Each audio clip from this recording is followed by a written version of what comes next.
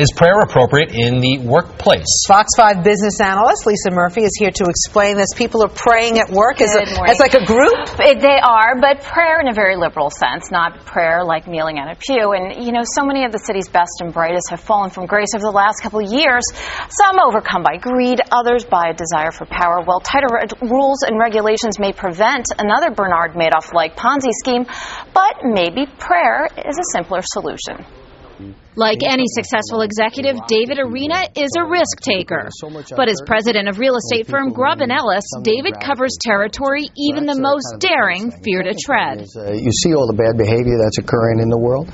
Well, that bad behavior may be because when we come to work, we, in a sense, discount the fact that we are both fully human and fully spiritual. So for 5 minutes every Monday, David, raised as a Catholic, turns the firm's weekly planning meeting into a prayer session of sorts.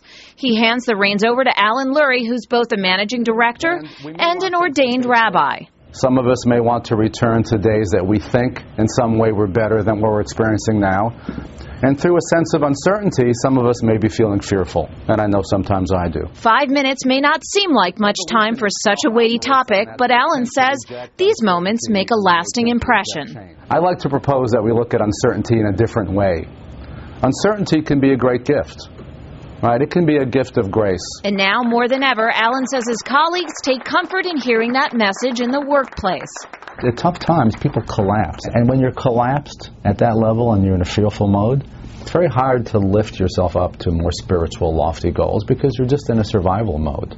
But that's the time we need it the most. Gail Meredith says she was well aware of Grubb & Ellis' sterling reputation before joining the team, but she was surprised at how literally the firm practiced what it preached. I'd never really seen or heard anything like that in a sales meeting, and I've been in New York real estate since '93, so I'm used to some pretty, knock-down, drag-out, sales meetings. It's not only helped with morale, it's also helped with the bottom line. When you get out of your own sort of self-serving ways, you feel better, you act differently, and I think the results are tremendously better. You talked about how do you measure it.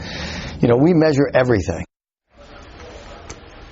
Well, Alan has written a book about the 5 minutes he spends every Monday. It's this book called 5 Minutes on Monday, and you can buy it right now. It's chock full of some of the prayers that they have, and when I say prayers, I say that very liberally, but how they actually use it in the workplace, how to use it with clients, how to think about faith and think about how you do business and how that factors into doing business the right way. Now, it would seem, though, if somebody were uncomfortable with that, and it looks like just about everybody there is comfortable, if somebody were uncomfortable, that they might be able to do something about it, right?